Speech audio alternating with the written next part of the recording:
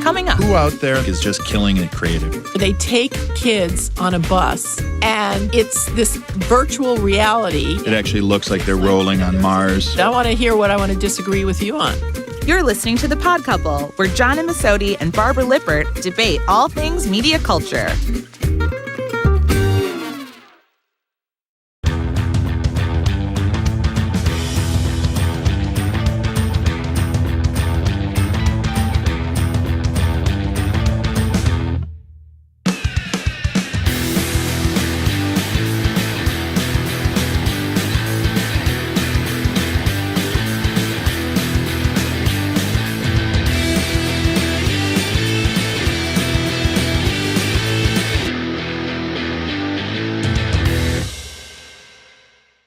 Welcome back to another episode of The Pod Couple.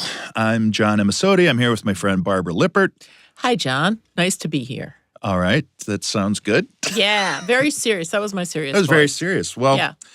You're a little serious, so I think we should change up and talk about something fun today. Sure. And I'm not going to limit this to just advertising, but you can talk about it if you like.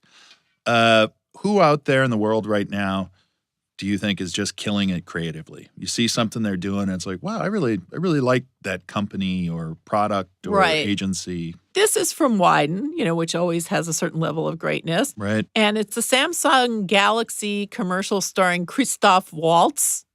And he becomes like 5 different people. And he starts talking about, oh, you Americans, you're always so pressed for time. You're always so busy. You never take vacations. And then he just sort of breaks down, well, you did invent that democracy thing as he's, painting the White House. And then by the end, he becomes uber preppy and comes out with his family, as an American. And I just think it's so smart because the idea of what is an American has changed so much lately. We had remember that Cadillac ad with that Republican guy saying, take it, France. This is sort of the opposite side of that and comes around to the idea of loving America from a great German actor. And so I think, for a new phone, it hits it out of the park. Okay, that's one. That's one. Anything else hitting you? you? A shout out to myself. How's that? No, good. Because the last time I was here in our first series, I had said one of my favorite things was that Room at Arles recreation with the Chicago Art Institute, and they had a B&B version that they rented, and that won all kinds of awards at Cannes. So I'm happy to see that. And that was a local. That was Leo Burnett. Yeah, nice job. So they did a good job. A local shop. A local Boy, shop. They're gonna have they're gonna roll over in there. Local men and women make good. Yeah. You want more? Sure. Okay. One thing also that got very awarded at Cannes that I'm not sure it's on the radar of everybody, but it's this Lockheed Martin ad where they take kids on a bus and and it's this virtual reality thing where you don't use headphones, you don't use any kind of goggles or anything on your face. The whole bus feels the way it would to make an actual school trip to Mars. It's an experiential thing. Right, and the kids basically, when they're looking out the window, it actually looks like they're rolling on Mars. There was a kid's book that did that, but a field trip to Mars, and they're on the bus. And Lockheed, of course, eventually will go to Mars. So it was a nice way to take something that is otherwise hard to make a consumer thing and an interesting thing and involve children and the future and science. And so I thought they did a nice job with that. I agree. It was really good. And then, now when you enter the award shows, the video that you make for the ad or event is really important. Exactly. And they really made a nice video that really and it won in like 17 categories or something, like 47 awards. Testament to that. So 2 bits of creativity. So that's good. Yeah. All right. There's another one. I don't know if you ever saw this. It was a series for Xfinity. And, people hate their cable carriers. And, Xfinity Many do, right? is way among them. Terrible service, and you call up, and it takes you days and all of that. So they want people to like them better. So they did this great series called Glued, and it just shows a couple, a man and a woman, two people in bed watching TV. Mm-hmm. And they're really tired and they're both, texting away and they have to decide on what to watch. And during the middle of the shows, she's still texting, but the lines are really funny. And it's all about, your average couple and how exhausted they are and they can't stop texting. And the guy says, Right. why don't we move from our small screens to the big screen? And you think that there's a sex joke coming, but it never ends up that way since they're in bed, which is really nice. They avoid it till the very end. And then they make fun of all the shows they watch, and it's just very cleverly written. Right. And they end up watching a show called The Watch. Yeah, I saw that. I mean, not as good to me as the other ones that you mentioned, but okay. that's, comme ci, comme ça. Exactly. And à chaque en son goût. True. Okay, well, do you want to hear some things that... I would. I want to hear what I want to disagree with you on. The question posed to me, who's killing it creatively? The first thing I just went to was very broad, but I would say the cable networks. Television is still such a big part of a lot of people's lives.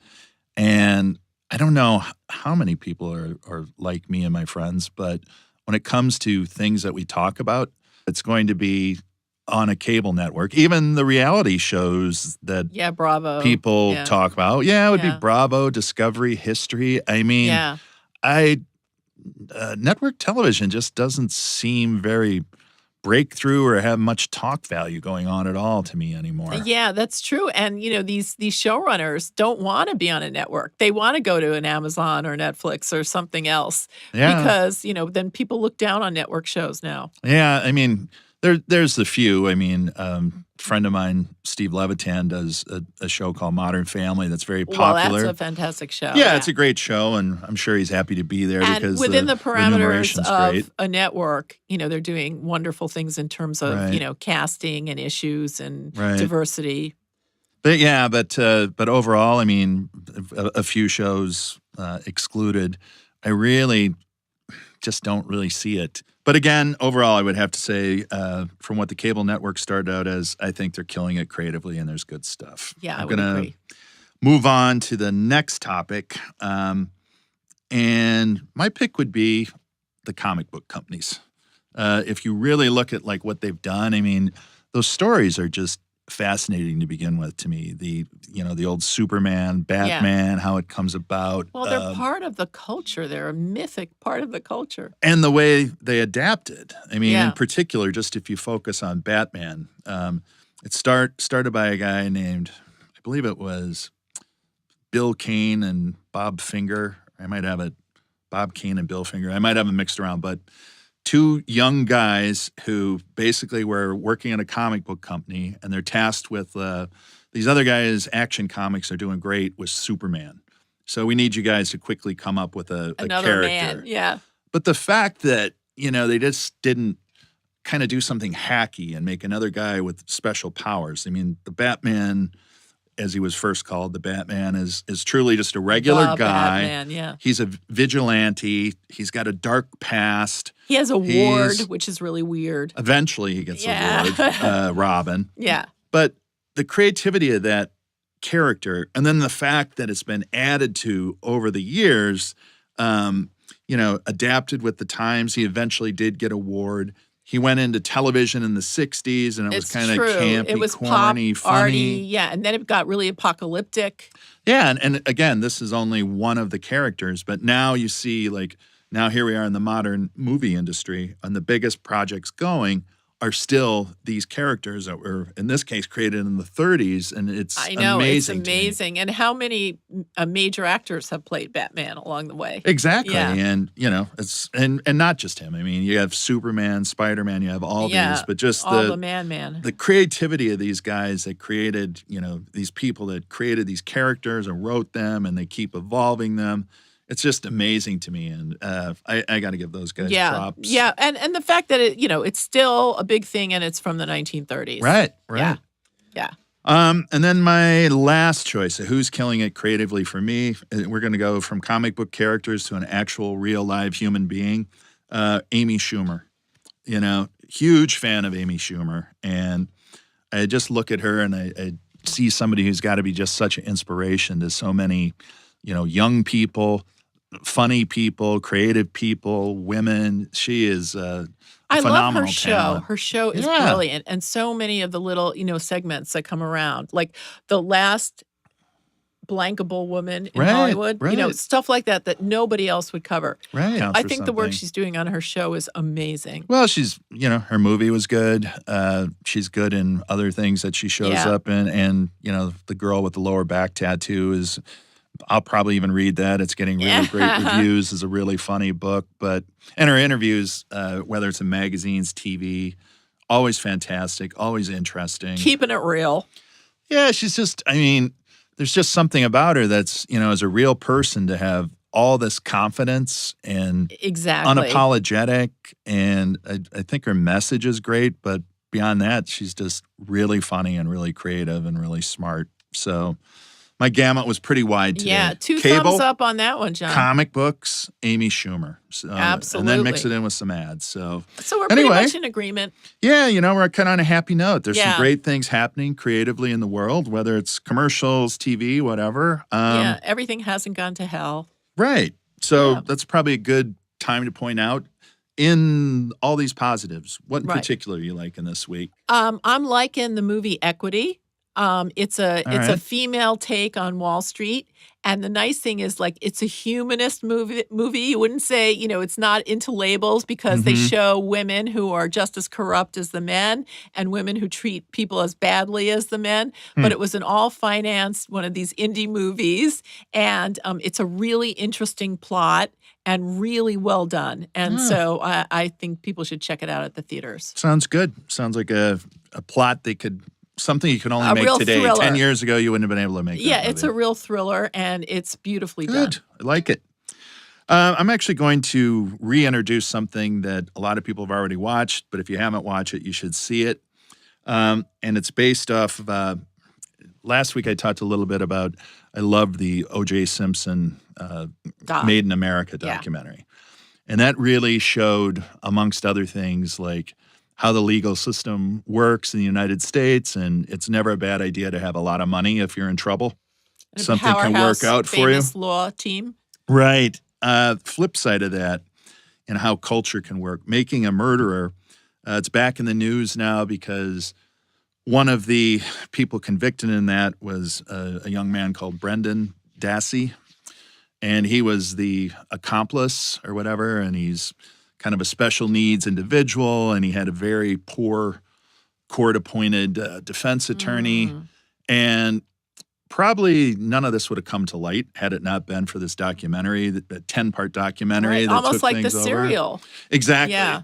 And it basically led to that case being reopened, and now, unless someone overturns it, he's going to be a free man in a few days. But the two flip sides of these two documentaries and showing how the American legal system works and really guilty or innocent, where money comes into play. And there's just a lot of food for thought. Anyway, interesting stuff this week. Yes. Again, thanks for coming in. Thanks for having the conversation. Oh, lots of fun. Thank you. Good. And I will see you soon, and we'll hash it out again. Great, John. All right. Thanks. For more Pod Couple, you can subscribe on iTunes. You can find us on YouTube. We're on Twitter at Pod Couple and on Facebook. And we have a website, thepodcouple.com. The Pod Couple is media experts John and Masodi and Barbara Lippert, produced by Eon Content Labs and brought to you by Epsilon. We see what others don't. All comments, discussions, materials, and information provided by participants in the Pod Couple are strictly their own opinion and do not constitute any official position or views of Epsilon. Please refer to our terms of use for more information.